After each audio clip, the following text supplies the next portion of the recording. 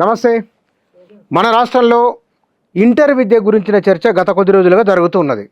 దానికి తోడు బదిలీల ఒక అంశం కూడా చర్చ జరుగుతున్నది. ఇంటర్ విద్య ఆ బోర్డు ఉండాలన్నా వద్దా, అనుకూల వ్యతిరేక అంశాలు ఏమున్నాయి, ప్రభుత్వం అధికార యంత్రాంగం నిర్ణయాలు ఎట్లా ఉన్నాయి ఈ విషయంలో, వీటి గురించే మనం మాట్లాడదాం. మన దగ్గర గజిటెడ్ అధికారుల సంఘం రాష్ట్ర నాయకులు రామకృష్ణ గౌడ్ గారు ఉన్నారు. వారితో మాట్లాడదాం. సార్ నమస్కారం. నమస్కారం సార్. ఇంటరు విద్యకు సంబంధించి మొన్ననే ప్రభుత్వం ఆదేశాలు ఇవ్వడం, మళ్ళీ వెనక్కి తీసుకోవడం, ఈసారి వరకు మీరు అడ్మిషన్లు తీసుకోండి అని చెప్పడం, ఈ గందరగోళం అంతా ఎందుకు జరుగుతున్నది? పిల్లలు పరేషాన్, పేరెంట్స్ పరేషాన్, ఎందుకు ఇట్లా చేస్తున్నారు? గౌరవ ముఖ్యమంత్రి గారికి ఈ సందర్భంగా నేను ధన్యవాదాలు తెలియజేస్తున్నాను. ఈ తెలంగాణ రాష్ట్రంలో ఒక ముఖ్యమంత్రిగా ఉండి విద్యాశాఖను తన దగ్గర పెట్టుకోవడము వారికి అభినందనలు తెలియజేస్తున్నాను. వారు ఇంకా మాట్లాడుతూ విద్యాశాఖకు పెట్టేదంతా కూడా నేను పెట్టుబడి అంటున్నాను, ఎక్స్పెండిచర్ అంటాడు. వారికి కూడా అందుకొరకు ధన్యవాదాలు తెలియజేస్తున్నాను. ఇంకా గతంలో ఎప్పుడు జరిగినటువంటి బదిలీలలో ఉపాధ్యాయులకు ఎలాంటి ఇబ్బందులు లేకుండా ప్రమోషన్స్ కానీ బదిలీలు చేపట్టడం జరిగింది. వారికి ఈ సందర్భంగా ధన్యవాదాలు తెలియజేసుకుంటూ, అసలు ఇంటర్మీడియట్ విద్య ఇప్పుడు విద్యా కమిషన్ ఏర్పాటు చేయడం అనేది ముఖ్యమంత్రి గారు ప్రభుత్వ ఆలోచనకు అనుగుణంగా విద్యా కమిషన్ ఏర్పాటు చేస్తుంది. విద్యా కమిషను గౌరవనీయ ఆకునూరు మురళి గారితో ఏర్పాటు చేసిన సందర్భంగా విద్యా కమిషను ఇంటర్మీడియట్ బోర్డు పాఠశాల ఎస్ఎస్సి బోర్డు మాత్రమే రికమెండేషన్లో అది కొద్ది సమాజంలో తప్పుడు సంకేతాలు ఇస్తున్నది. ఒక శాస్త్రీయ అధ్యయనం లేకుండా, ఒక సమగ్ర అవగాహన లేకుండా ఈ అంశాల మీద మాట్లాడడం అనేది తప్పుగా భావించవచ్చు. ఇంటర్మీడియట్ బోర్డు వైస్ చైర్మన్గా గౌరవ ప్రిన్సిపల్ సెక్రటరీ గారు ఉంటారు, అట్లాగే సెక్రటరీగా బోర్డు సెక్రటరీ గారు ఉంటారు. మెంబర్స్ని దాదాపుగా ఈ ఇంటర్మీడియట్ బోర్డు యాక్ట్లో ఏర్పాటు చేసిన సందర్భంగా ఒక 8 మందిని అప్పుడు యాజ్ యూజువల్ ఎక్సాప్సియో మెంబర్స్గా పెట్టడం జరిగింది. యూనివర్సిటీలకు వెళ్ళి, ప్రముఖమైనటువంటి యూనివర్సిటీలకు వెళ్ళి మెంబర్స్ తీసుకోవచ్చు, అట్లాగే డిగ్రీ కాలేజీ సంబంధించిన ప్రిన్సిపల్స్ని తీసుకోవచ్చు, ఇట్లాగే మనకున్నటువంటి విద్యావేత్తల ద్వారా కూడా తీసుకోవచ్చు. ఈ సందర్భంగా అసలు ఇంటర్మీడియట్ బోర్డును ఎస్ఎస్సి బోర్డును విలీనం అనే ప్రక్రియను ఒకసారి మనం ఆలోచిస్తే అది అడ్మినిస్ట్రేటివ్ పరంగా చేస్తున్నారా, అకాడమీ పరంగా చేస్తున్నారా, పరీక్షల పరంగా చేస్తున్నారా, ఈ విషయాలన్నీ కూడా సమాజానికి ఒక ముసాయిదా ఇవ్వాల్సిన అవసరం ఉన్నది, డ్రాఫ్ట్ ఇవ్వాల్సిన అవసరం ఉన్నది. సమాజంలో చర్చ జరగకుండా, ఉద్యోగ సంఘాలతో చర్చ జరగకుండా, మాకు ఉద్యోగులకు ఏముంటుంది, ఇంటర్మీడియట్ బోర్డు ఉద్యోగులు ఉదాహరణకి ఎక్కడ చేసినా ఉద్యోగులకు చిన్న సమస్య ఉంటుంది. ఏంటంటే 7 జీతం ఇస్తారు. ఉద్యోగులకు సంబంధించిన సమస్య కాదు ఇది మాకు పనిచేసే ఉద్యోగుల కంటే ప్రభుత్వానికి విద్యార్థుల భవిష్యత్తు పట్ల సరైనటువంటి అవగాహన ఉండాలి. అవగాహన ఉంది అనుకుంటున్నాం, బాధ్యత కూడా ఎక్కువ ఉంది అనుకుంటున్నాను. జాతీయ స్థాయిలో జాతీయ విద్యా విధానం కావచ్చు, మనకున్నటువంటి విద్యా కమిషన్ సంబంధించినటువంటి అంశాలు కావచ్చు, ఈరోజు చర్చ జరుగుతున్న అంశాలలో మనం బాగా గమనిస్తే ఈ త్రిభాష సూత్రాలు కావచ్చు, లేకపోతే దానికి ఉన్నటువంటి మ్యాథమెటిక్స్ కానీ, సైన్స్ కానీ చాలా అంశాలలో సమగ్ర అవగాహన లేకుండా, మీరు పాఠశాల విద్యలు గమనించినట్టయితే మీరు బాగా గమనించవచ్చు, సమాజం మొత్తం కూడా గమనించాలి. పర్యవేక్షణ లేకుండా పాఠశాల విద్యలో ఎంఈఓ పోస్టులు లేవు, డిపిడిఓ పోస్టులు లేవు, డిఈఓ పోస్టులు లేవు, అక్కడ సరైనటువంటి అవగాహన లేదు, అధ్యయనం లేదు. ఇంటర్మీడియట్ బోర్డుకు వచ్చే వరకు పుస్తకాలని లేకపోతే సిలబస్ అని, దీంట్లో మాకు జాయింట్ సెక్రటరీ ఉంటారు, జాయింట్ సెక్రటరీ అడ్మిన్ ఉంటాడు, జాయింట్ సెక్రటరీ అకాడమిక్ ఉంటాడు, జాయింట్ సెక్రటరీ, ఇవన్నీ మాకు ఇంటర్మీడియట్ అసలు మేము గమనిస్తున్న అంశం ఏంటి అంటే దీంట్లో పునరావాస కేంద్రంగా మారింది. బోర్డు యాక్ట్లో చాలా స్పష్టంగా ఉన్నది. ఏమున్నది అంటే నిపుణులైనటువంటి ప్రిన్సిపల్స్, కనీసము డిగ్రీ కాలేజ్ స్థాయిలో ప్రిన్సిపల్స్ ఒక జాయింట్ సెక్రటరీ అకాడమిక్ రావాలంటే ఇంటర్మీడియట్ బోర్డు సంబంధించి నాకు తెలిసి నిబంధనలకు విరుద్ధంగా జాయింట్ సెక్రటరీ ఎగ్జామినేషన్ గతంలో పనిచేసినటువంటి వాళ్ళు కానీ, ఇప్పుడు పనిచేస్తున్న జాయింట్ సెక్రటరీ అకాడమిక్ కానీ అవగాహన లేకుండా, అంటే వాళ్ళకు ఉన్నటువంటి క్వాలిఫికేషన్ లేకుండా లక్షల మంది భవిష్యత్తు పట్ల ప్రభుత్వానికి కానీ, గౌరవ ముఖ్యమంత్రి గారు కానీ ఏం ఆలోచనో తెలియదు. అంటే అక్కడ విద్యాపరంగా తీసుకుంటున్నారా, అడ్మినిస్ట్రేటివ్ పరంగా తీసుకుంటారా, అకాడమిక్ తీసుకుంటారా? నేను చదివినటువంటి అంటే విద్యా కమిషన్ రిపోర్ట్ చేసిన దాంట్లో ఇంటర్మీడియట్ బోర్డు ఎస్ఎస్సి బోర్డు మాత్రమే అని ఉన్నది. ఎగ్జామినేషన్ ఎవరు కండక్ట్ చేస్తే మాకేంటి, ఉద్యోగులు ఏ వ్యవస్థ కింద పనిచేస్తే మాకేంటి, కానీ మా విద్యార్థులకు నాణ్యమైన విద్య అందించాలి. మౌలిక వసతులు ఏం ఏర్పాటు చేసిండ్రు, మనకు ల్యాబులు ఏమి ఏర్పాటు చేసిండ్రు, ఇవన్నీ శాస్త్రీయ అధ్యయనం చేయకుండా, నిపుణులైనటువంటి విద్యావేత్తలతో చర్చించకుండా, ఇట్లా సమాజానికి ఇప్పుడున్నటువంటి సోషల్ మీడియా కావచ్చు, లేకపోతే టీవీలలో కావచ్చు, పిచ్చిగా మాట్లాడేటట్టు సమాజాన్ని గందరగోళం నెట్టడం తప్ప ఇక్కడ సరైనటువంటి ప్రభుత్వం అయితే ఒక నిర్ణయం తీసుకున్నది నేనైతే అనుకోను. మీరు ఒక పునరావాసం ఉన్నారు, board of intermediate inter board ఎవరికి పునరావాస కేంద్రంగా మారింది? ఇప్పుడు దాంట్లో ఉన్నటువంటి వాళ్ళు ఏంటంటే గత 14-15 సంవత్సరాలుగా ఒక జాయింట్ సెక్రటరీ కావచ్చు, డిప్యూటీ సెక్రటరీ కావచ్చు, ఎగ్జామినేషన్ కావచ్చు, ఇప్పుడు వై శ్రీనివాస్ గారు ఉన్నారు. నాకున్న అంచనా మేరకు ప్రభుత్వ నిబంధనలు బోర్డు నిబంధనల ప్రకారంగా ఒక వ్యక్తిని ఫారెన్ సర్వీస్ కానీ డిప్యుటేషన్ కానీ లేకపోతే ఎక్కడన్నా ఓడి కానీ ఇవ్వాలంటే కనీసము మ్యాక్సిమం సర్వీస్ 5 years కానీ ఉంచడానికి వీల్లేదు. మరి ఏమో వాళ్ళకున్న ప్రత్యేకత ఏంటి? ఇప్పుడు బోర్డులో అడ్మిన్గా పనిచేస్తున్నటువంటి ఓడిగా రావడము, మనకున్నటువంటి GO2 కానీ GO10 ప్రకారంగా ఖచ్చితంగా ఎవరైనా ఒక ప్రమోషన్ వస్తే ఒక జూనియర్ లెక్చరర్గా డిప్యూటీ సెక్రటరీగా అపాయింట్ కావాలంటే జూనియర్ లెక్చరర్గా కనీసం 12 సంవత్సరాలు సర్వీస్ చేయాలి, దానికి కొంచెం సవరించి 8 years ఉండాలి.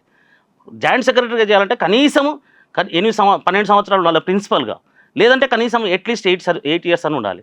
కానీ చేసిన ఫారిన్ సర్వీస్ రూల్స్ ఖచ్చితంగా ఫారిన్ సర్వీస్ రూల్స్ ఏంటి అంటే 5 years కన్నా ఎక్కువ చేయడానికి వీల్లేదు.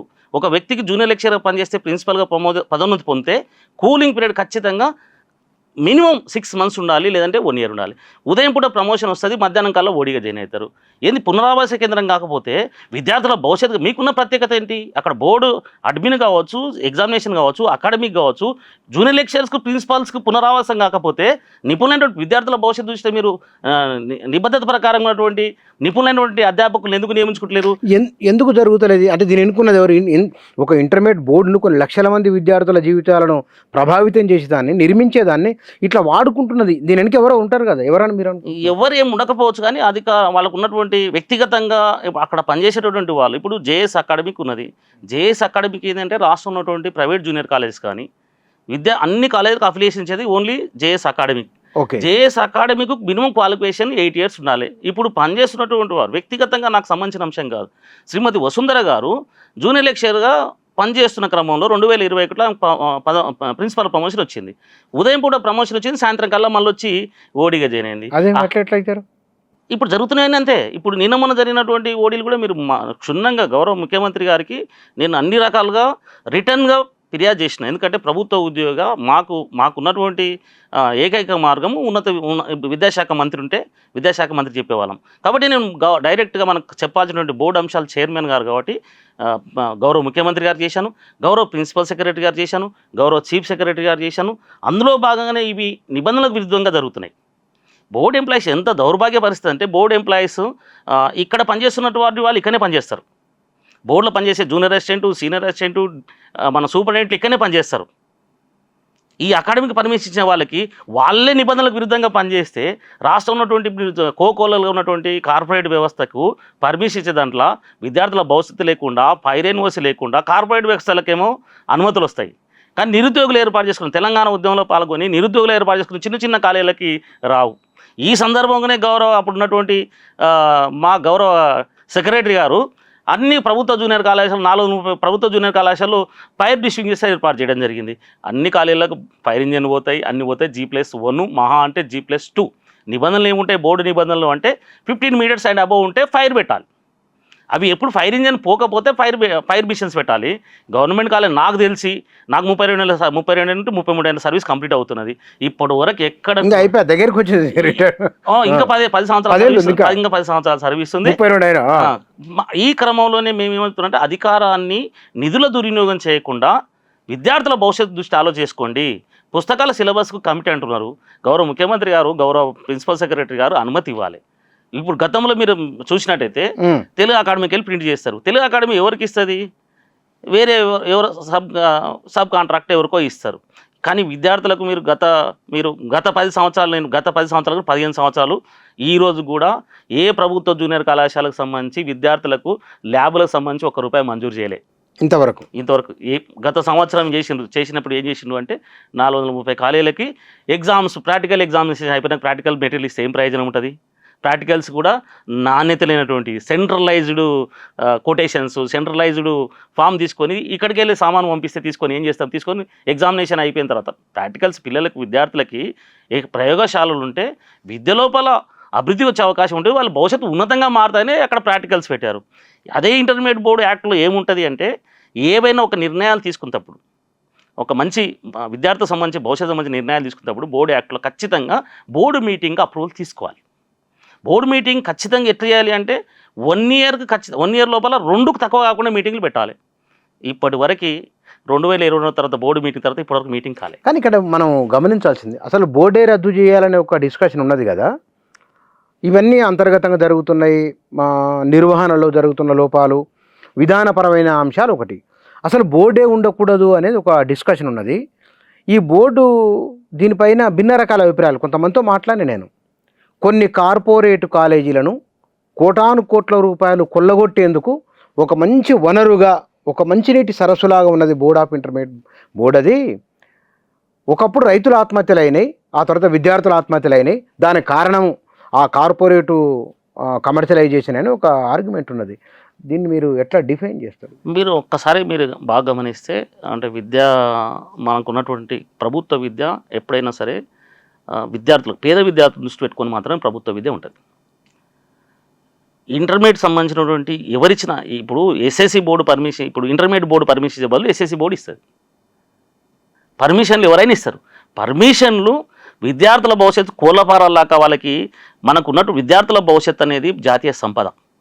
విద్యార్థులకు విద్య అనేది ఆరోగ్యం అనేది జాతీయ సంపద. ఈరోజు మనము పిల్లల్లో మనం అక్కడ పోయి చూస్తే కార్పొరేట్ కాలేజీలు ఎవరమైనా సరే, ఇప్పుడు మనం ఇప్పుడు పోయినా సరే మీరు అన్ని కార్పొరేట్ కాలేజీలో సమ్మర్లో హాలిడేస్ ఉండాలి, క్లాసులు నడుస్తుంటాయి, వాళ్ళకి ఫైర్ సెషన్ ఉండాలి, తరగతి గదికి ఇంతమంది లెక్చర్. మీకు చిన్న ఎగ్జాంపుల్ చెప్తాను నేను. రాష్ట్రంలో సెకండ్ లాంగ్వేజ్ అంటే మనకున్నటువంటి సెకండ్ లాంగ్వేజ్ని ఇంటర్మీడియట్లో సంస్కృతం తీసుకుంటారు, సంస్కృతం తీసుకుంటారు. మేము తెలుగు లెక్చరో లేకపోతే హిందో లేకపోతే అరబికో ఇంకా ఏ లాంగ్వేజ్ అయినా సెకండ్ లాంగ్వేజ్ అంటే జూన్ 1కి వెళ్ళి లాస్ట్ వర్కింగ్ డే వరకు చెప్తే తప్ప సిలబస్ అయిపోదు. 10th క్లాస్ వరకు సంస్కృతం ఉండదు. ఇంటర్మీడియట్ తర్వాత మళ్ళీ సంస్కృతం తీసుకునే అవకాశం లేదు. మరి ఇంటర్మీడియట్ మీరు బాగా గమనించండి, ఈ విషయాన్ని కొద్ది లోతైన అంశం ఇది. ఎగ్జామినేషన్ రాసినటువంటి లక్షల మంది సెకండ్ లాంగ్వేజ్ కార్పొరేట్ కాలేజీలు, ప్రైవేట్ కాలేజీలు, గవర్నమెంట్ కాలేజీలో ఖచ్చితంగా second language Telugu or Hindi ఉంటుంది. అంటే మన మాతృభాష కానీ లేకపోతే జాతీయ భాష కానీ ఉంటుంది. అంతర్జాతీయ భాష ఎట్లాగో ఇంగ్లీష్ ఉంటుంది కామన్గా. కాబట్టి ఇక్కడ వచ్చే వరకు కార్పొరేట్ కాలేజీలకు వచ్చారు మీరు బాగా ఎక్కడన్నా పోండి, ఏ సెక్షన్లో పోండి, సెకండ్ లాంగ్వేజ్ సంస్కృతం ఉంటుంది. అసలు సెకండ్ లాంగ్వేజ్ సంస్కృతం సంబంధించిన లెక్చరర్స్ను అంతమంది అవైలబుల్ ఉన్నారా? ఈరోజు రిజల్ట్ లేట్ కావడానికి కారణం ఏమి అంటే సంస్కృత పేపర్లు రోజు ఇప్పుడు ఉన్న లెక్చరర్సే మీరు ఆధార్ బేస్డ్ చేయండి, అప్లై చేయండి. ప్రతి కాలేజీలో మీరు ఎక్కడన్నా ఏ కాలేజ్ అందరు పిల్లల ప్రముఖమైనటువంటి రాజకీయ నాయకులు కావచ్చు, ప్రముఖ ఐఏఎస్ ఆఫీసర్లు కావచ్చు, అంటే సమాజంలో ప్రతి ఒక్కరు కూడా మార్కుల భాషగా, నేను దాన్ని విమర్శించట్లే. సంస్కృతం తెలుగు ఎగ్జామినేషన్ నేను తెలుగు ఎట్లా రాస్తాను, సంస్కృతాన్ని కూడా దేవనాగరి లిపిలో రాయాలి, తప్పేం కాదు కదా. అప్పుడు చెప్పకుండా వారం రోజుల సిలబస్ ఎట్లయిపోతుంది, 10 రోజుల సిలబస్ ఎట్లయిపోతుంది? మరి మీరు అన్ని రకాల స్పాట్ వాల్యుయేషన్ కేంద్రాలు చూసుకోండి. ఇప్పుడు 20 స్పాట్ వాల్యుయేషన్ కేంద్రాలు ఉంటే ప్రతిరోజు అందరికంటే ముందు, ఉదాహరణకి ఈ సంవత్సరం మార్చి ఎగ్జామ్ స్టార్ట్ అయితే మార్చి అందరికన్నా ముందు స్టార్ట్ అయింది, అందరికన్నా లాస్ట్కి అయిపోతుంది. లెక్చర్స్ ఎక్కడ అవైలబుల్ ఉంటారు? పిల్లలంతా విద్యార్థులంతా కూడా ఏం చేస్తారు అంటే సెకండ్ లాంగ్వేజ్ సంస్కృతి తీసుకుంటారు. ఎందుకు అంటే మార్కులు వస్తాయని. ఎక్కడన్నా మనం సంస్కృతాన్ని కించపరచలే. అది ప్రాచీన భాష, పండితుల భాష, మనకు మూలాధారమైనటువంటి భాష, మనకు ఉన్నటువంటి వేదాలకు సంబంధించినటువంటి అన్నీ కూడా అక్కడనే ఉన్నాయి. ఆ భాష కానీ అది సంస్కృతాన్ని కూడా విద్యార్థులు నేర్చుకునే విధంగా చేయించండి. మన దేశమే సంబంధించినటువంటి సంస్కృతి సాంప్రదాయాలకు సంబంధించినటువంటి భారతదేశం మనది. విభిన్న భాషలు ఉన్నాయి, విభిన్న సంస్కృతులు ఉన్నాయి. అవన్నీ కాపాడుకోవాలంటే మనకున్నటువంటి వ్యవస్థను కాపాడుకోవాలి. ఇక్కడ పర్మిషన్ ఇచ్చే దగ్గర ఈ కార్పొరేట్ మీరు అడిగిన అంశంలో కార్పొరేట్ కాలేజీలకు ఇప్పుడు మీరు చూడండి, లాస్ట్ ఫిబ్రవరి వరకు అఫిలియేషన్ ఉండదు. అప్పుడు మనం అంతా ఏం చెప్తామంటే విద్యావేత్తలుగా, తల్లిదండ్రులుగా, ప్రజలుగా ఏం చెప్తామంటే విద్యార్థుల భవిష్యత్ దృష్ట్యా ఇది ఒకసారి అనుమతి ఇవ్వండి. ఏమి ఇప్పుడు ఈ సమ్మర్లో ఏప్రిల్ మేలో ఎందుకు మీరు అనుమతి ఇస్తలేరు? ఎందుకు నిబంధనల ప్రకారము ఈ కాలేజ్ ఇట్లా ఉండాలి అంటే ఈ కాలేజీకి ఫైర్ ఏమి ఉండాలి, క్లాస్ ఏమి ఉండాలి, వెంటిలేషన్ ఏమి ఉండాలి, ప్రయోగశాలలు ఏమి ఉండాలి, లెక్చరర్స్ ఎవరు ఉండాలి, ఈ లెక్చరర్స్ వీళ్ళు అవైలబుల్ ఉన్నారా, వీళ్ళు ఉంటే మనకు ఎందుకు స్పాట్ వాల్యుయేషన్కి వస్తలేరు? ఇవన్నీ కూడా మనం గమనిస్తే విషయాలన్నీ కూడా బయటకు వెళ్తాయి. ఇంటర్మీడియట్ బోర్డు కాకపోతే ఆడ ఎవరైనా ఉంటారు, అడ్మినిస్ట్రేషన్ ఎవరైనా ఉంటారు. ఎవరిస్తే పర్మిషన్ ఎవరిస్తేమి, బోర్డు ఇస్తేమి, ఎస్ఎస్సి బోర్డు ఇస్తేమి, ఇంకోరు ఎవరు ఇస్తేమి, ఎవరు ఇచ్చేది ఎవరు? జనరల్ ఇచ్చేది ఎవరైనా ఎక్కడైనా షిఫ్టింగ్ కాలేజ్ ఉంటే ప్రిన్సిపల్ సెక్రటరీ గారు ఇస్తారు, లేదా బోర్డు సెక్రటరీ గారు అంటే బోర్డులో బోర్డు సెక్రటరీ ఇస్తారు. ఈరోజు ఉన్నటువంటి సూపరింటెండెంట్స్ మీరు మేడ్చల్ నాకున్న అంచనా మేరకు ఇంటర్మీడియట్ సంబంధించి రంగారెడ్డి, హైదరాబాద్, మేడ్చల్ ఈ 3 జిల్లాలనే దగ్గర 900 కాలేజీలు ఉంటాయి. ఈ 900 కాలేజీలకు పర్మిషన్ ఇచ్చేది ఎవరు? JS academic. జేఎస్ అకాడమీ ఉన్నటువంటి వ్యక్తికి అర్హత లేనప్పుడు, నువ్వు అవగాహన లేనప్పుడు నువ్వు ఈ లక్షల మంది పిల్లల భవిష్యత్తు ఎట్లా పెడతారు? ఇదంతా మీరు చెప్పేదంతా విన్న తర్వాత మరి ఇంటర్మీడియట్ బోర్డు ఉండాలనా వద్దా? ఇంటర్మీడియట్ బోర్డ్ మేము ఉద్యోగులు చెప్తున్నాం, ఇంటర్మీడియట్ బోర్డ్ అనేది అటానమస్ బాడీ. ప్రభుత్వం కెన్ టేక్, అంటే గౌరవ ముఖ్యమంత్రి గారు విద్యాశాఖ మంత్రిగా ఉండడం వల్ల వారు తీసుకునే నిర్ణయానికి మేమంతా కట్టుబడి ఉండాల్సి వస్తుంది. మీ ఎస్ఎస్సి బోర్డు అయినా మాకు అభ్యంతరం లేదు, మనం సంస్కరణను ఆహ్వానించాలి. మరి సర్వీస్ ఇబ్బందులు రావా? ఆ సర్వీసులు ఉన్నాయి. బోర్డు వేరు, అడ్మినిస్ట్రేషన్. మీకు అందుకే ముందు చెప్పాను, చాలా మందికి అవగాహన బయట సమాజంలో పెడుతున్న సమస్య ఏంటంటే వారికి సరైన లేక భవిష్యత్తు విద్యార్థి 5 లక్షలు 20 లక్షలు ఎటుకెళ్ళవుతుంది. విద్యార్థుల భవిష్యత్ సమస్య ఇక్కడ ఏంటంటే ఉద్యోగులన్నా నేను ఏమంటున్నా అంటే ప్రభుత్వం నాకు తెలిసి ఆలోచిస్తున్నారు అనుకుంటున్నాను నేను. ఓకే, ఈ అంశాల పట్ల వాళ్ళకి అవగాహన ఉంది అనుకుంటున్నాను. బయట జరిగే చర్చ వేరు, సోషల్ మీడియా టీవీలో చర్చ వేరు. నాకున్న అంచనా మేరకు అంటే ప్రభుత్వం ఒక అవగాహన లేకుండా, ఇప్పుడు ప్రభుత్వము బాధ్యత లేకుండా వ్యవహరిస్తే ప్రభుత్వాన్ని ఎవరైనా సరే తన అధికారాన్ని కోల్పోవాలనే ఆలోచన ఎవరికి ఉండదు. ఆ క్రమంలోనే గౌరవ ముఖ్యమంత్రి గారు ఒక నిర్ణయం తీసుకున్నారు. దానికి కోణాలు ఏమైనా ఉండొచ్చు. ప్రభుత్వ ఆలోచన విధానం సెంట్రల్ గవర్నమెంట్ ఫండ్స్ కావచ్చు, పిఎంశ్రీ కావచ్చు, లేకపోతే ఇంకా ఇతర సమగ్ర శిక్ష అమౌంట్స్ కావచ్చు, లేకపోతే ఇతర కారణాలు ఏమైనా కావచ్చు. ప్రభుత్వం సంబంధించినటువంటి ప్రభుత్వం ఏంటి అంటే విద్యార్థుల భవిష్యత్తు కొరకు ఆలోచిస్తుంది. ఉద్యోగుల రక్షణ కూడా ప్రభుత్వమే కల్పిస్తుంది. ఉద్యోగుల రక్షణ ఎందుకు చూడండి, మీరు ఒక చిన్న ఆలోచన చేస్తే ఇప్పుడు ఇంటర్మీడియట్ వ్యవస్థలు ఉన్నది, మోడల్ స్కూల్స్ ఉన్నాయి, తర్వాత మీకు కేజీబీలు ఉన్నాయి, ఎస్సీ గురుకులాలు, ఎస్టీ గురుకులాలు, బీసీ, ఇవన్నీ కలిసి ఒక వ్యవస్థ దగ్గర నడవనప్పుడు అట్లాగే మీరు టీచర్ల దాంట్లో కూడా మీరు చూసుకున్నట్టయితే గవర్నమెంట్ టీచర్స్, పంచాయతీ టీచర్స్ ఉన్నది, ఏ గురించి సర్వీసే రాలే, తీసుకొచ్చి కంప పెడతారని నేనే అనుకోవట్లేదు. వాళ్ళకి అవగాహన లేకుండా చేస్తారని నేనైతే అనుకోవట్లేదు. కొన్ని చిన్న సాంకేతిక కారణాలు ఉండొచ్చు, శాస్త్రీయ అధ్యయనం చేస్తుండవచ్చు. అందుకొరకు విద్యా కమిషన్ వేసారు. విద్యా కమిషన్ను ఆర్డినరీగా వేసినటువంటి తలతోకలేనటువంటి కమిషన్లు కావవి. ఎందుకంటే నిపుణులైనటువంటి వాళ్ళని డాక్టర్ మీరు చారగొండ వెంకటేష్ గారు తీసుకున్నా, ఆకునూరు మురి గారు తీసుకున్నా, వారు పిహెచ్డి స్కాలర్స్. వాళ్ళ భవిష్యత్తు వాళ్ళ గ్రామీణ ప్రాంతంకి వెళ్ళి వచ్చినటువంటి విద్యార్థులు కదా, వాళ్ళు తిండికి లేకుండా వచ్చినటువంటి విద్యార్థులు కదా, వాళ్ళ వర్గాల గురించి, పేద వర్గాల గురించి వాళ్ళు ఆలోచనరా? మనకు లేనటువంటి అవగాహన, నా ఆలోచన విధానం వేరు ఉండొచ్చు, వారి ఆలోచన విధానం, మన ఆలోచన విధానం వేరు ఉండొచ్చు. అల్టిమేట్గా ప్రభుత్వ లక్ష్యం ఏముంటుంది అంటే విద్యార్థుల యొక్క భవిష్యత్తు ఉంటుంది, ఉద్యోగుల హక్కులను కాపాడడానికి ప్రయత్నం చేస్తారు. ఇప్పుడు మీరు బాగా గమనించే చాలా వరకు చూస్తారు, సమ్మర్లో నేను గౌరవ ముఖ్యమంత్రి గారికి, రేవంత్ అన్న గారికి నేను విజ్ఞప్తి చేస్తున్నాను. ఏప్రిల్ మే మాసంలో మనకు చేయాల్సినటువంటి మానవరుల కాలేజీలకు సంబంధించి, కాలేజ్ కానీ స్కూల్ బోర్డు ఏ బోర్డు అని మనకేం అభ్యంతరం, మా సంస్కరణ ఆహ్వానించాల్సిందే. కాలం చెల్లినటువంటి ఏదో కాలంలో పెట్టుకొని ఇప్పుడు ఎస్ఎస్సి బోర్డులో ఎవరన్నా నిపుణులైనటువంటి వ్యక్తులు ఉన్నారా? ఏం లేరు. ఇప్పుడు ఆ ఎగ్జామినేషన్ కండక్ట్ చేసే ఎవరు? జూనియర్ అసిస్టెంట్, సీనియర్ అసిస్టెంట్ వాళ్ళే ఉంటారు, కంప్యూటర్లు చేస్తుంది. ఇప్పుడు కూడా వ్యవస్థ ఇంటర్మీడియట్ బోర్డు చేస్తలేదు, రిజల్ట్ ప్రాసెసింగ్ సిజీజీ చేస్తుంది. సెంటర్ ఫర్ గుడ్ గవర్నెన్స్ చేస్తుంది. లెక్చరర్స్ మేమంతా చదువు చెప్పిన వాళ్ళే పాఠాలు చెప్తాం. ఎవరిస్తే మాకు ఏం ఆటలు ఇస్తే మీ పేపర్ చదువు చెప్పినట్టు క్లాస్ చెప్పినటువంటి వాళ్ళు, మీరేమో చాలా సులభంగా మీరు చెప్పిన అడుగుతా, క్లాస్ చెప్పినటువంటి వాళ్ళు, ఇప్పుడు బయట మాట్లాడే వాళ్ళు ఎవరంటే క్లాస్ చెప్పినటువంటి వాళ్ళు. ఒక్కనాడు కూడా బోర్డు పట్ల ఉన్నటువంటి అవినీతి పరులకు వెండు దండుగా ఉండేటటువంటి వాళ్ళు, విద్యార్థుల భవిష్యత్తు కాకుండా తన మీద కేసున్నటువంటి వాళ్ళు, ప్రభుత్వానికి కొంత అందుబాటులో ఉండడం అని చెప్పేసి గౌరవ ముఖ్యమంత్రి గారు విజ్ఞప్తి చేస్తున్నా, సూచన చేస్తున్నా. నేను మీ పేరు బదనాం అవుతున్నది. మీ మాటలు మాట్లాడడం వల్ల మేము మీ దగ్గరకు వచ్చి ఒకరిద్దరు వ్యవస్థకు అనుగుణంగా లేనటువంటి వాళ్ళు ముందు మాట మాట్లాడి ఇంకో మాట మాట్లాడి మీ పేరు బదనాం చేసే అవకాశం ఉన్నది. ఇది విద్యార్థుల భవిష్యత్తు సంబంధించిన అంశం, సున్నితమైన అంశం. కాబట్టి వీలైన కాడికి నిపుణులతో మీరు చర్చించండి. మీరు ఏ నిర్ణయం తీసుకున్నా, ఇప్పుడు 10+ స్కూల్ ఎడ్యుకేషన్ ఉన్నది. స్కూల్ ఎడ్యుకేషన్ లెక్చరర్స్, పీజీ ఉన్న లెక్చరర్స్ ఎట్లుంటారండి? అక్కడ ఉన్నటువంటి మనం చిన్న గమనిస్తే ఎడ్జి టీచర్కు గమ్మత్తైనటువంటి ఆలోచన విధానం ఉంది. ఈ విద్యా వ్యవస్థలో ఎట్లుందంటే డిగ్రీ చేసి బీఈడీ చేసినటువంటి వ్యక్తి ఎడ్జి టీచర్కి ఎలిజిబుల్ లేదు, హై క్వాలిఫికేషన్ ఉన్న వ్యక్తికి ఎలిజిబుల్ లేదు. యూజీసీ నామ్స్ ప్రకారం కావచ్చు, లేకపోతే ఎన్సీఆర్టీ నామ్స్ ప్రకారం.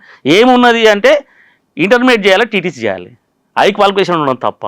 ఈరోజు జాతీయ సంపద మనం చాలామంది ఐఐటీలు, లేకపోతే ఇంకా డాక్టర్లు, లేకపోతే ఇంకా చెప్తున్నారు కదా, ఇప్పుడు రీసెర్చ్ చేసేవాళ్ళు, ఈ దేశాన్ని కాపాడేటటువంటి వాళ్ళు, ఈ దేశాన్ని కాపాడేటటువంటి లెక్చరర్స్ కావచ్చు, పిహెచ్డి కావచ్చు, రీసెర్చ్ చేసేవాళ్ళు ఎవరు వెళ్తున్నారు చూడండి. మీరు ఎంతసేపున నా కొడుకు కానీ లేకపోతే ఇంకోరు కానీ మనం ఏం ఆలోచిస్తున్నాం, ఐఐటి జాయిన్ అయ్యిందా, ఎన్ఐటి జాయిన్ అయ్యిందా, లేకపోతే ఇంకో దగ్గర డాక్టర్ జాయిన్ అయ్యిందా, జేనేదవుడు ఎన్ని డబ్బులు వస్తున్నాయి, ఎన్ని సంపాదిస్తున్నాం. కానీ ఈ దేశ రేపు మిస్సైల్ మ్యాన్ ఈ దేశాన్ని కాపాడుతున్నటువంటి డాక్టర్ ఏపీజే అబ్దుల్ కలాం గారు ఏ భాషలో చదువుకున్నాడు?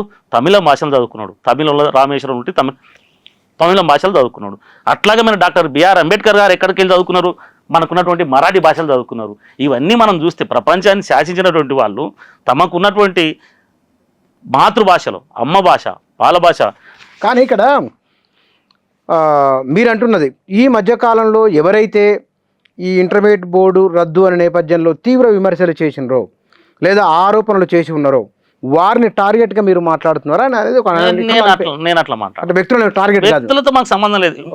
నేను ఆ వ్యక్తులకు ఎవరిలాగా మాట్లాడితే మాకు విద్యార్థులకు భవిష్యత్తు గురించి మాట్లాడాలి తప్ప ప్రభుత్వ గౌరవం పెంచే విధంగా మాట్లాడాలి, లేదంటే బోర్డు గౌరవం పెంచే విధంగా మాట్లాడాలి తప్ప వ్యక్తిగత అభిప్రాయాలకు తావెక్కడ ఉంటుందండి. వ్యక్తిగత అభిప్రాయాలు ఈ చిన్న అంశాలు ప్రభుత్వాలను మారుస్తాయి.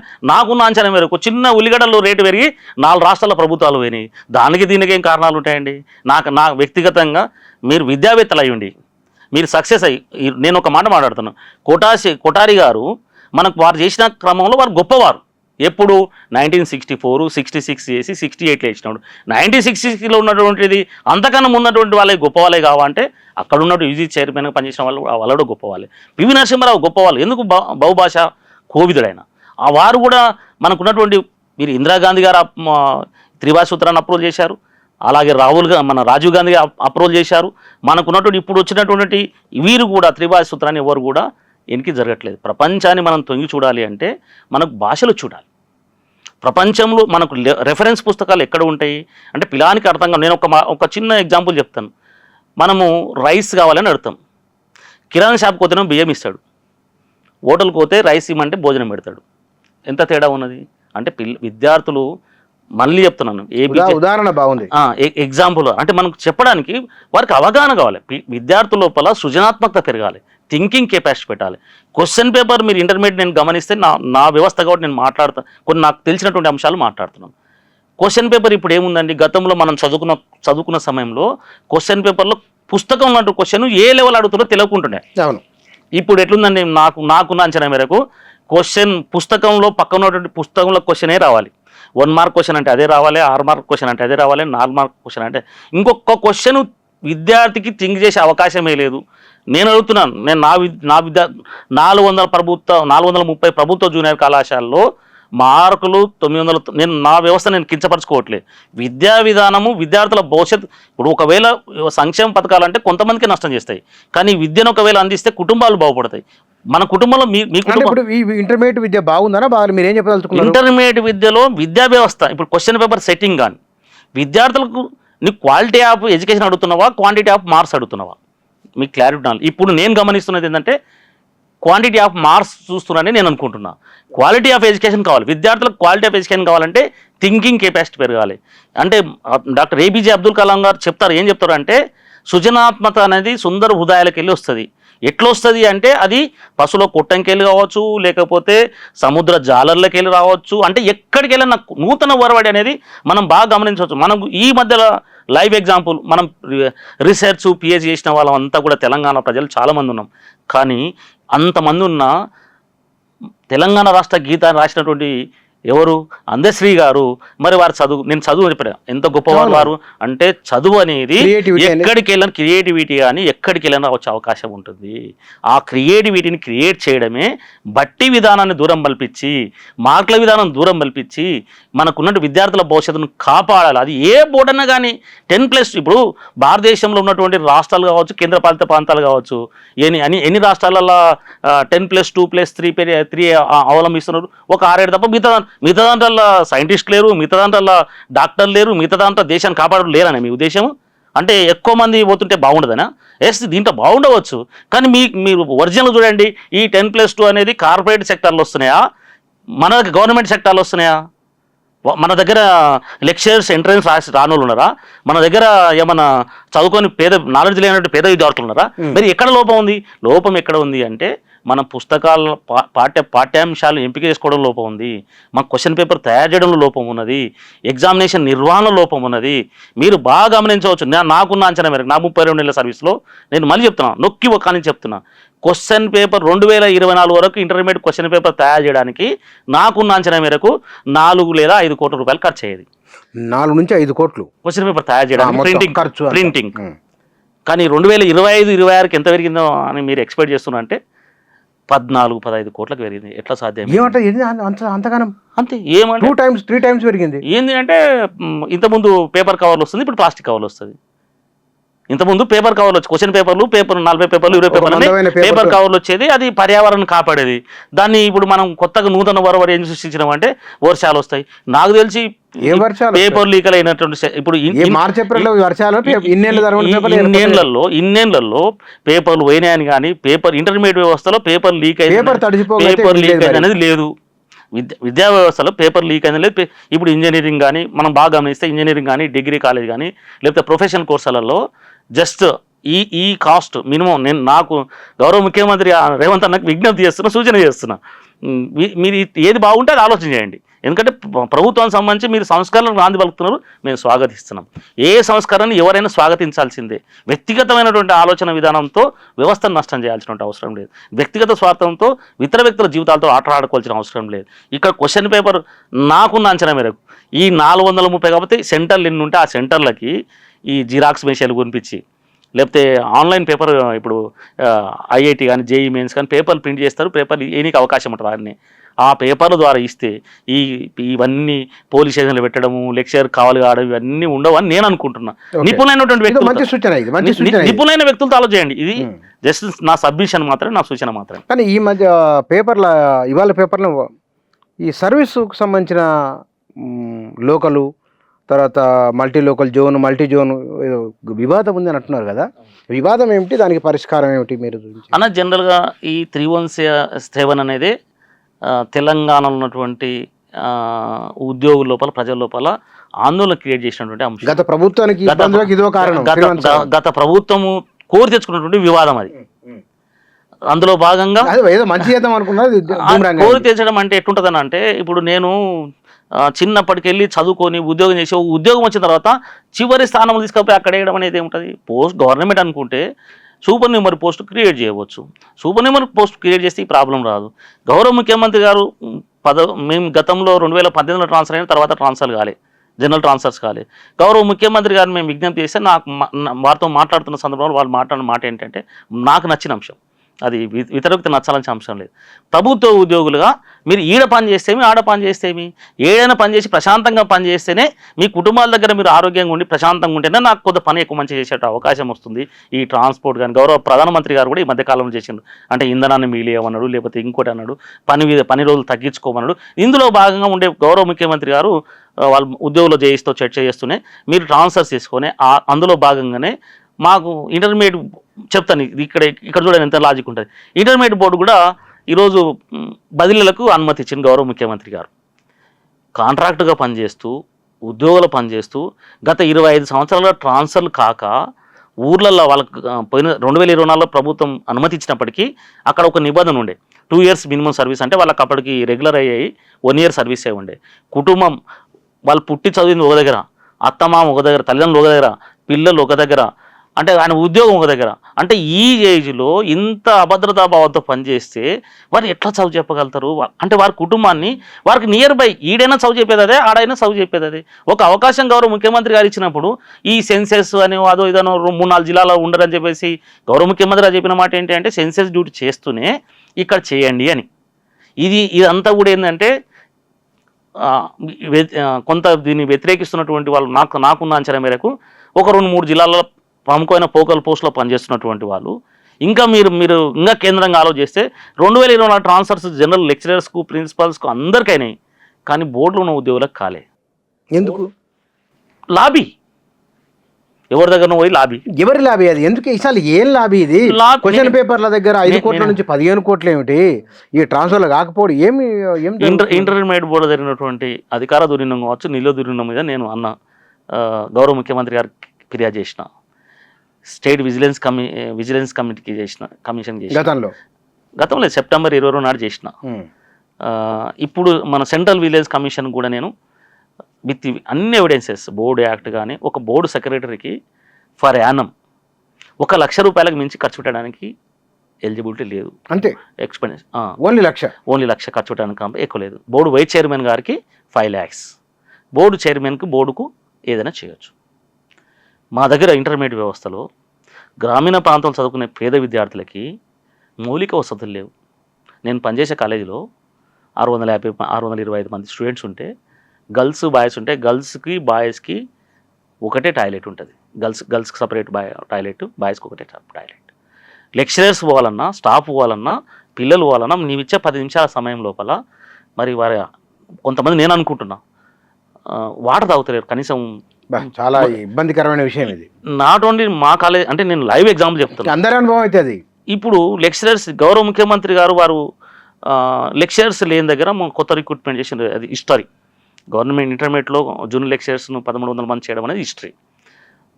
విత్ ఇన్ ఒకటేసారి బెస్ట్ వేకెన్సీస్లో గెస్ట్ లెక్చరర్స్కు పర్మిషన్ కూడా ఇచ్చారు. కానీ అది ఎక్కడో కమ్యూనికేషన్ మిస్టేక్ జరుగుతున్నది. జూన్ 1కి వెళ్ళి ఇప్పుడు మన పిల్లల్ని ఫస్ట్ క్లాస్ సెకండ్ క్లాస్ పోతే మీరు లెక్చరర్ ఉన్నారా టీచర్ ఉన్నారా అని అడుగుతాం మనము. అట్లాంటిది గవర్నమెంట్ కాలేజీలలో గత అకాడమిక్ ఇయర్ సెప్టెంబర్ వరకు గెస్ట్ లెక్చర్కి అనుమతి ఇవ్వలే. వాళ్ళు పనిచేస్తారు, వాళ్ళకి జీతం ఇవ్వాలి, మరి వాళ్ళను తీసేయడం ఏంటి? కొంత అనుభవం ఉన్నటువంటి లెక్చరర్స్ని కొనసాగిస్తూ ప్రాక్టికల్స్ ఇప్పుడు ఇచ్చిన డబ్బులు ఫిబ్రవరి ఎగ్జామ్స్ అయిపోయేదానికి ఇచ్చేదానికంటే జూన్లో ఇస్తే విద్యార్థుల భవిష్యత్తును చరిత్రగా మారే అవకాశం ఉంటుంది. గౌరవ ముఖ్యమంత్రి గారు కరెక్ట్గా ఒక 10-15 నిమిషాలు నిపుణులైనటువంటి వ్యక్తులతో విద్యావేత్తలతో సానుకూల దృక్పథం ఉన్నటువంటి వారితో మాట్లాడితే వారి చరిత్రలో నిలుస్తారు. ఈరోజు చాలామంది మనం అనుకున్న విధానం ఏంటి అంటే ఢిల్లీలో విద్యకు నిధులు ఎక్కువ ఇచ్చిండ్రు, లేకపోతే ఇక్కడ గౌరవ ముఖ్యమంత్రి గారు నేను విజ్ఞప్తి చేస్తున్నా, సూచన చేస్తున్నా, ప్రభుత్వ పరంగా నిధులు చేయకపోయినా ఇంటర్మీడియట్ బోర్డులో నిధులు ఉన్నాయి అంటే ఈ చిన్న చిన్న మౌలిక వసతులు కానీ ఇవన్నీ ప్రభుత్వం వాడుకోకుండా గత ప్రభుత్వం 150 కోట్లు తీసుకున్నది ఇంటర్మీడియట్ బోర్డు ఫండ్స్. ఎంత దుర్మార్గమైన పరిస్థితి అంటే గత సెక్రటరీ గారు ప్రభుత్వ బ్యాంక్ అంటే కెనరా బ్యాంకులో ఉన్నటువంటి డబ్బులు తీసుకొచ్చి ఓ ప్రైవేట్ బ్యాంకులో పెట్టండి. కెనరా బ్యాంక్ ఎంత ఇస్తుంది రేట్ ఆఫ్ ఇంట్రెస్ట్ అంటే 7.7 ఇస్తుంది. ఇచ్చే ప్రైవేట్ బ్యాంక్ ఎంత ఇస్తుంది అంటే 7.4 ఇస్తుంది. మన దగ్గర డబ్బులు ఉంటే ఎవరైనా డబ్బులు ఎక్కువ పెడతామా, డబ్బులు తక్కువ ఇస్తుంది. ఇది ఎక్కడ కేంద్రం ఏముంటుంది? ఇంకా మీరు అర్థం చేసుకోగలగాలి, సున్నితమైన అంశం అర్థం చేసుకోగలగాలి. విచిత్రం ఏంటంటే గవర్నమెంట్ ఇప్పుడు ఇంటర్మీడియట్ వ్యవస్థలో కమాండ్ కంట్రోల్ సెంటర్ అంటారు కదా, అది తెల్లేనులాగా మారింది ఇంటర్మీడియట్ బోర్డుకు. ఎందుకు మారింది అంటే 5,500 కెమెరాలు కొన్నారు, కొంటే 6.7 కోట్లు, కొంటే 6.7 కోట్లు, 7.2 కోట్లు. ఇది నేను చెప్తున్నటువంటి కాదు, వారు రాసినటువంటి లేఖ, నేను విజిలెన్స్ కమిషన్ రాస్తే వారు ఇచ్చిన సమాధానం. అలాగే కెమెరాలు కిరాయి తీసుకుంటే 6.25 కోట్లు, అంటే 6,25,00,000. 15 రోజులు కిరాయి తీసుకుంటే అదే కెమెరాలకి 6.25 కోట్లు, అదే కెమెరాలు కొంటే 6.72 కోట్లు. ఏంది ఇంత అన్యాయం ఇది? ఇంత డబ్బు మీరు విచిత్రమైన అసలు అక్కడ మీరు చూస్తే విచిత్రమైనటువంటి పరిస్థితులు కనబడతాయి. బోర్డు రెనోవేషన్ అంటే ఎవరైనా బిల్డింగ్ డిలాపిడ్ కండిషన్ ఉంది అంటే కూలుతుంది అంటే అత్యంత ప్రమాదకరమైన పరిస్థితిలో ఉంది, ఆ ఉద్యోగులను పక్క జరపాలని ఒకవేళ ఎవరైనా లెటర్ జిహెచ్ఎంసో లేకపోతే ఎవరైనా లెటర్ ఇస్తే, ఇప్పుడు మన తెలిసిన వాళ్ళు అరే పిల్లర్ ఊరిపోతున్నాయి, లేదా బిల్డింగ్ ఊరిపోతే నీళ్ళు కారుతున్నాయి, లేకపోతే ఇంకోటి జరుగుతున్నది, మీరు కొద్దిగా పక్కకుండా అని చెప్తారు. అంటే అప్పుడు మనం ఏం చేస్తాము జనరల్గా అంటే పిల్లర్ చేంజ్ చేసో డిజైన్ చేంజ్ చేసో ఏదైనా చేస్తాం. కానీ ఇక్కడ జరిగింది ఏంటి అంటే రెనోవేషన్ అంటే పిఓపి పెట్టడం, ఏసీలు ఫిట్ చేసుకోవడం, ఇవన్నీ చేసి మళ్ళీ ఇంకో సంస్థ వచ్చి ఏం రిపోర్ట్ ఇస్తా అంటే ఈ బిల్డింగు చాలా గట్టిగా ఉన్నది, ఇది 100 ఏళ్ళైనా ఏం కాదు. నాకు తెలిసిన డెఫినేషన్ ఇదంతా తెలంగాణ ప్రజలకు చెప్తే తెలంగాణ ప్రజలంతా కూలిపోయిన కూలగొట్టుకోరు కదా, పోయి సున్నం వేసుకుంటారు, లేకపోతే కలర్లు వేసుకుంటారు, లేకపోతే ఇంకోటి చేసుకుంటారు కదా. అంటే ఇట్లాంటి దౌర్భాగ్యమైన పరిస్థితులు ఉన్నాయని రిటర్న్గా చేసిన. ఇంకా ఈ మధ్యకాలంలో ఐఎఫ్డీస్ ఉంటాయి. ఐఎఫ్డీస్ గౌరవ ముఖ్యమంత్రి గారు అనుమతి ఇచ్చారు. 19 crores ఈసారి 34 crores అయింది. 19 crores గౌరవ ముఖ్యమంత్రి గారు అనుమతిస్తే కిందికి వచ్చే వరకు 34 crores అయింది. ఒకే సంస్థకు వస్తే ఇవన్నీ మీడియా చేస్తున్నట్టు ఒకే సంస్థకు అగ్రిమెంట్ లేకుండా విచిత్రమైన పరిస్థితులు అంటే ఈ ఆఫీస్లో అగ్రిమెంట్స్ అప్లోడ్ చేయకుండా 2 ఏళ్ల కాంట్రాక్ట్ అప్పటికే పేమెంట్స్ అయిపోయినాయి. ఎందుకు ఎందుకు అంత ఒకరి మీద అంత ప్రేమ లేకపోతే కనుక ఎందుకు జరుగుతున్నది ఇది? ఇంకా మనకు సాధారణ అంశం కదా నాది, అది పెద్దగా దాంట్లో చాలా పెద్దది ఇది, చాలా పెద్దది ఇది. రాకెట్ సైన్స్ ఏం లేదు. ఒక సంస్థ ఒకరికే ఇస్తున్నారు అంటే వారికి అనుగుణంగా అంటే ఎవరో కొందరు వ్యక్తుల చెప్పే విధానం ఏముంటుందంటే, ఇప్పుడు నేను ఒకరికి టెండర్ ఇవ్వాలనుకుంటే నేను చేస్తా అంటే స్పెసిఫికేషన్ వాళ్ళకి అనుగుణంగా నేను తయారు చేస్తాను. ఇవ్వద్దు ఓ సంస్థకి నేను ఇవ్వద్దు అనుకుంటే ఇంకా అట్లా జరిగిపోతుంది. ఏదో ఒక పాయింట్ చేసేస్తా. ఇంకొకటి చేసిన ఈ మధ్యకాలంలో అది ఇంకా పని కంప్లీట్ కాలేదు. పని కంప్లీట్ అయితే మజా ఉండేది. కాంపాక్టర్స్ అని నేను ఇంతకుముందు మీకు చెప్పినట్టుగా విద్యార్థులకు మనం ఏం చేయాలంటే జస్ట్ విద్యార్థి లెక్చర్ అందియాలి. చాక్ పీస్ కొననీకే, డస్టర్ కొననీకే, లేకపోతే కరెంట్ బిల్ కట్టుకోనికే, లేకపోతే ఇంకా ఏవి లేవంటే ముఖ్యమంత్రి గారు ఇది ఒక గ్రేట్ నిర్ణయం తీసుకున్నాడు. విద్యా సంస్థలకు ఉచిత కరెంట్ ఇవ్వడం అనేది గ్రేట్ నిర్ణయం. అంటే మేము మంచి అంటున్నాం. వారు కూడా ఈ మధ్యకాలంలో వారి మాట వీరి మాట విని ఉద్యోగుల మీద మాట్లాడినటువంటి మాట గౌరవ ముఖ్యమంత్రి గారు, మాజీ ముఖ్యమంత్రి గారు వారు మాకు పిఆర్సీ చేయలేదనో లేకపోతే పనులు చేయలేని మేము ఎక్కడ కూడా ఏం లేదు. వారు అంటే 43%, 30% 2 పిఆర్సీ కూడా చాలా బలంగా ఇచ్చాడు. మనం అనుకున్నట్టు చాలా అంశాలలో కొన్ని సానుకూలంగా వచ్చినాయి. కానీ వారు మాట్లాడిన ఒక్కటే మాట ఉద్యోగుల ఆత్మగౌరవాన్ని దెబ్బతీసింది. ఏం మాటలే? కుక్క తోక నొప్పుతుందా, తోక కుక్క నొప్పుతుందా అన్నాడు. ఉద్యోగుల మనోభావాలు దెబ్బతినాయి, ఆత్మగౌరవం దెబ్బతినాయి. ఏ సందర్భంలో ఏదో ఒక సందర్భంలో ఏదో మాట్లాడితే ఇక ఆర్టీసీ ఉద్యోగం తెలంగాణ ఉద్యమాన్ని నడిపించింది. వారు మాకు ఇయ్యలేనేం కాదు, వాళ్ళకి ఇయ్యలేని కాదు, అసలు ఎన్నికలు లేకుండా చేసి పడేసిండు. ఉద్యోగులకు జాయింట్ ఆఫ్ కౌన్సిల్ లేకుండా చేసిండు. ఉద్యోగుల రికగ్నేషన్ మధ్య క్యాన్సిల్ చేసిండు. వాళ్ళ ఆర్టీసీలకు మన జనరల్ ఎంప్లాయీస్ కూడా. ఇప్పుడు మొన్న గౌరవ ముఖ్యమంత్రి రేవంత్ వచ్చిన తర్వాత జాయింట్ ఆఫ్ కౌన్సిల్ అంటే మీకు అంతా తెలియడం విషయం ఉంది. ఇందిరా పార్క్ దగ్గర ధర్నా చేసే అవకాశం లే. ఈ గౌరవ ముఖ్యమంత్రి గారు ఏం చేశారంటే మాకు అంటే మీరు ఉద్యోగులు అయినా సరే ఎవరైనా అడగాలి. మనకు ఉన్నట్టు ఆకలి అయిందని అమ్మ కూడా తెలవాలంటే కనీసం అడగాలి కదా, ఏదైనా ఏడ్చినట్టు చేయాలి కదా. ఈ మధ్యకాలంలో మేము నోటీస్ ఇచ్చినాం, ఉద్యోగ సంఘాలు నోటీస్ ఇచ్చినాం. నోటీస్ ఇస్తే వారు స్పష్టంగా జాయింట్ ఆఫ్ కౌన్సిల్ ఏర్పాటు చేసిండు. ఈ రాష్ట్రంలో గౌరవ ముఖ్యమంత్రి గారు, ఉప ముఖ్యమంత్రి గారు, సిఎస్ గారు అందరూ కూర్చొని ఉద్యోగుల సమస్యలు పరిష్కరిస్తుంటే మీరు చేయనప్పుడు చేయపోయండి, మీరు చేస్తున్నప్పుడు చేయాలని మనం ప్రోత్సాహం కూడా ఇవ్వాలి కదా, నమ్మకం అయితే పెట్టాలి కదా. మాకు కొంత సమస్య ఉన్నమాట వాస్తవం.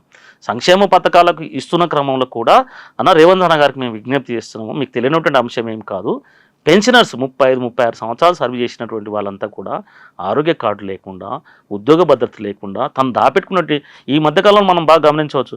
పెట్రోలు డీజిల్ దొరుకుతుందంటే ఓరింట క్యాన్లు పట్టించుకొచ్చినట్టుగానే మేము దాపెట్టుకున్న డబ్బులు కూడా మాకు వస్తాయో రావని చాలామంది డబ్బు ఉన్నటువంటి వాళ్ళు, కొంతమంది డబ్బు అందరూ ఉన్నాను నేను కొంతమంది డబ్బు ఉన్నటువంటి వాళ్ళు కూడా నేను రిటైర్మెంట్ అప్పుడు వస్తాయో రావు అని చెప్పేసి డబ్బులు విడ్రా చేసుకున్న క్రమంలో ప్రాబ్లం వస్తుంది తప్ప సాధారణ వాళ్ళకి అవకాశం ఏంటి. ఉద్యోగ మిత్రులు కూడా చెప్తున్నాము, ఎక్కడ జేఏసీతో గౌరవ ముఖ్యమంత్రి గారు ఇచ్చిన మాట ఖచ్చితంగా కట్టుబడి ఉంటారనే విషయాన్ని జాయింట్ స్టాఫ్ కౌన్సిల్ మీటింగ్ అఫీషియల్గా 2012లో జరిగినటువంటి జాయింట్ స్టాఫ్ కౌన్సిల్ మళ్ళీ మొన్న జరిగినటువంటి జాయింట్ స్టాఫ్ గుర్తు చేస్తున్నారు. ఈ బోర్డ్ ఆఫ్ ఇంటర్మీడియట్ భవిష్యత్తు ఎట్లా ఉండబోతున్నది?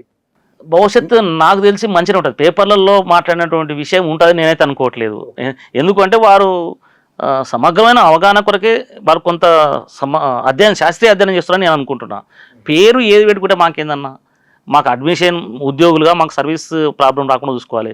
ఇప్పుడు కాంట్రాక్ట్గా వెళ్ళి పనిచేసినటువంటి రెగ్యులరైజేషన్లు, ఆ రెగ్యులరైజేషన్ క్రమంలో వాళ్ళకి ఇప్పటికి ఇంకా ప్రొబేషన్ డిక్లేర్ కాలేదు, సర్టిఫికేట్ వెరిఫికేషన్ కాలేదు, రూల్ ఆఫ్ రిజర్వేషన్ కాలేదు, వాళ్ళ సెకండ్ ఇంక్రిమెంట్ సమస్య ఉన్నది, అదో పక్క సమస్యగా మారుతుంది. ఇప్పుడు కొత్తగా రిక్రూట్ అయినటువంటి వాళ్ళు కూడా నియామకం పొందినటువంటి వాళ్ళు కూడా సర్వీస్ ప్రాబ్లం వచ్చే అవకాశం ఉంది. ఎందుకంటే చాలా వరకు కోర్టులు కానీ ఎక్కడైనా ఏం చేస్తాయంటే నోటికేషన్ ఒకవేళ లేట్ అయితే ఆ నోటికేషన్ ఇప్పుడు మనం అడుగుతున్నాం, సిపిఎస్ అడుగుతున్నాగా అట్లాగా అదో సమస్య వచ్చే అవకాశం ఉంది. టీచర్లకి వెళ్ళి వచ్చినటువంటి సమస్య వచ్చే అవకాశం ఉంది, నాన్ టీ స్టాఫ్కి వెళ్ళి వచ్చిన వాళ్ళు సమస్య వచ్చే అవకాశం వస్తుంది. ఇవన్నీ పరిష్కారం కాకుండా నేను ఈ కలగుర కంప చేస్తారని నేనైతే అనుకోవట్లేదు. అడ్మినిస్ట్రేటివ్ పరంగా ఎవరని బోర్డు మాకు చాలామందికి ఇప్పుడు మీరు మాట్లాడితే ఓన్లీ ఇంటర్మీడియట్ బోర్డే అనుకుంటారు, మాకు అడ్మినిస్ట్రేషన్కి వేరే ఉంటుంది, ఓకే డైరెక్టరేట్ ఉంటుంది. ఈ అడ్మిషన్ సర్వీస్ రూల్స్ ఇవన్నీ చూడడానికి డైరెక్టరేట్ ఉంటుంది. ఇవన్నీ వ్యవస్థలు ఇంకా దౌర్భాగ్య పరిస్థితి. గౌరవ ముఖ్యమంత్రి రేవంత్ నాకు ఎవరు చెప్తారో నాకు తెలియదు కానీ 33 జిల్లాల ఆఫీసు వరంగల్ ఉంటుందండి ఇప్పటికీ. అదేమిటి? ఆర్జేడీ ఆఫీసు 33 ఏళ్ళకి సంబంధించిన అటెండర్ కూడా హైదరాబాద్ పనిచేసే అటెండరు, రంగారెడ్డిలో పనిచేసే అటెండరు, మేడ్చల్లో పనిచేసే అటెండరు ఎవరైనా వరంగల్ పోయి చేసుకొచ్చుకోవాలి. ఎందుకు అంత అప్పుడు ఇంటర్మీడియట్ విద్య ఏర్పడ్డప్పుడు రీజనల్ కార్యాలయం ఏర్పాటు చేసినప్పుడు అప్పుడు 4 ఆర్జేడీ పోస్టులు చేశారు. అప్పుడు ఆంధ్ర, రాయలసీమ ఉమ్మడి రాష్ట్రం చేస్తే అవి అక్కడనే పోయినాయి. ఇప్పుడు ఇక్కడ ఉంది కమిషన్ ఆఫీస్లో ఒక జేడీ ఉంటుంది. ఆ అధికార వికేంద్రీకరణ కాకుండా కొంతమందికి మంచి జరగాలని ఉద్దేశం తప్ప దీంట్లో శాస్త్రీయ అక్కడ ఏం జరుగుతుంది అంటే ఇప్పుడు ఎవరైనా వరంగల్ ఇప్పుడు వీడికి వచ్చి ఆఫీస్ ఒకవేళ ఇక్కడనే ఉండి అక్కడ ఆఫీస్ అక్కడ ఉంటే మాకేం అభ్యంతరం లేదు. ఇప్పుడు గద్వాల, ఆలంపూర్ వాళ్ళు కూడా అటెండర్లు కూడా చిరుస్థాయి ఉద్యోగులు 300 కిలోమీటర్లు పోవాలి, ఆడ స్టే చేయాలి. ఆడ పోయిన ఇప్పుడు మనకి ఇక్కడ పని చేయాలంటే 18 మంది ఉద్యోగులు ఉన్నారు. దాంట్లో 18 మంది ఉద్యోగులు 4వ తరగతి ఉద్యోగులు కానీ junior assistant, senior assistant Warangal ఎట్లా పోతారన్న? అక్కడ వాళ్ళకి ఏం చేస్తే అక్కడ ఉన్నట్టు పొలిటికల్కు మన ఆఫీస్ ఏదో పోతుంది, మన ఆఫీసు మీ ఆఫీసు మాకేం అభ్యంతరం లేదు. ఇప్పుడు ఈ సమస్య అంతా ఎట్లొచ్చింది? ఉత్తర భారతం, దక్షిణ భారతం అంటున్నాం కదా, మన ఉత్తర తెలంగాణ, దక్షిణ తెలంగాణ అంటున్నాం కదా. మేమంతా మన పాలమూరు ఇక్కడ ఉన్నటువంటి వాళ్ళు ఒక్కసారి ఆలోచన చేయండి. ఇక్కడికి వెళ్ళి అక్కడ రావాలన్నా? ఏం మాకు 2 పోస్టులు క్రియేట్ చేసుకోండి, ఏం నష్టం వచ్చేది ఏమన్నా? ఇంతమందిని ఇబ్బంది పెట్టే బదులు ఒక ఆఫీస్ ఏర్పాటు చేస్తే అయిపోయి కదా. ఇక్కడ పెడితే అయిపోతాయి. ప్రమోషన్స్ ఇస్తలేరు. ఇప్పుడు అడిషనల్ డైరెక్టర్ పోస్ట్ ఉన్నది మన దగ్గర ఆంధ్రప్రదేశ్లో ఉన్నప్పుడు, తెలంగాణ బైఫర్కేషన్ అప్పుడు అడిషనల్ డైరెక్టర్ పోస్ట్ అక్కడ పోయింది. ఇప్పుడు అడిషనల్ డైరెక్టర్ ప్రమోషన్ పోస్ట్ వచ్చింది కానీ ప్రమోషన్ ఇవ్వట్లే.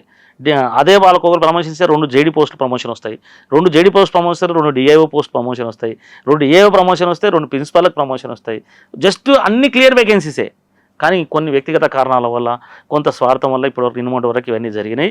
గౌరవ ముఖ్యమంత్రి గారికి నేను విజ్ఞప్తి చేస్తున్నాను, రేవంత్ అన్న, బదిలీలలో ఇంటర్మీడియట్ సెన్సెస్ డ్యూటీ కాకుండా ఇంటర్మీడియట్లో చాలామంది ఉద్యోగులు మానసికంగా ఆందోళన ఉండరు. వాళ్ళకి ఖచ్చితంగా మీరు ఇచ్చిన మీ దేవుడు వరం ఇచ్చిన పూజారి వరం అన్నట్టుగా ఈ చిన్న తాకట్టు చెప్పేటటువంటి 5-6 మందో లేకపోతే వాళ్ళంతా వ్యవస్థలో ఎట్లా ఉంటారన్నా? నేను హైదరాబాద్లో ఉండాలనుకుంటా, నేను బోర్డులో పనిచేస్తాను, బోర్డులో పనిచేయాలంట. అదే బోర్డు ఎంప్లాయీ ఇప్పుడు మహబూబ్నగర్లో ఒక పనిచేస్తున్నటువంటి సూపరింటెండెంట్ 9 ఏళ్ళకి ఆనే ఉండాలా? హైదరాబాద్ రావద్దా? లేదా నల్గొండ వాళ్ళ ఇంటికి పోవద్దా? మరి మేము ఇంటినే ఉంటాము, మీరు అక్కడనే ఉండాలంటే ఎట్లయితుంది? మీరు సెక్షన్ ఎవరికి ఏ సెక్షన్లో తీసుకోరు. హైదరాబాద్, రంగారెడ్డి, మేడ్చల్ ఇవి కామధేనులు, ఇంటర్మీడియట్ బోర్డు కామధేనులు. ఎందుకో కార్పొరేట్ కాలేజీలు ఉంటాయి. ఇంకా సింపుల్ ఒక కాలేజీ, ఇప్పుడు ఈ కాలేజీ నేను కంప్లీట్ చేస్తా, ఈ కాలేజీలో క్లాస్ నర్స్ కంప్లీట్ చేస్తే అప్లికేషన్ కావాలని కంప్లీట్ చేస్తే ఏం జరుగుతుంది?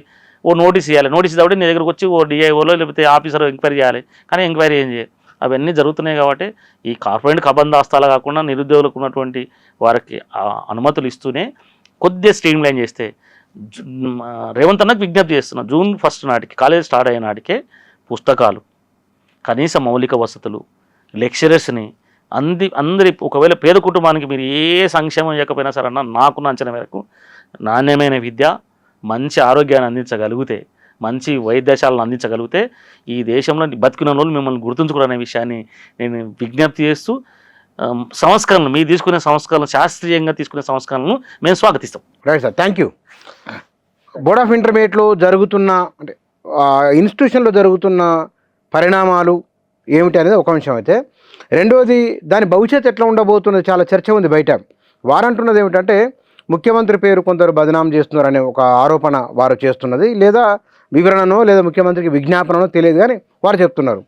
రెండవది ప్రభుత్వ పరంగా తీసుకున్న నిర్ణయాలు ఈ విద్యను ప్రధానంగా విద్యార్థుల భవిష్యత్తును దృష్టిలో ఉంచుకొని, ఎందుకంటే ఇవాళ విద్యార్థి 12వ తరగతి 11వ తరగతి ఆయన భవిష్యత్తుకు ఒక బలమైన పునాది అక్కడ. మరి ఈ విద్య ఎట్లా ఉండబోతున్నది ఏమిటి అనేది మరి వారి మాటల్లో వారి ప్రకారం చూస్తే కనుక ప్రభుత్వం ఆలోచన చేస్తూ ఉన్నది, మంచి నిర్ణయమే తీసుకుంటుందని వారు అంటున్నారు. మరి చూద్దాం ఏముంటుంది. Thank you.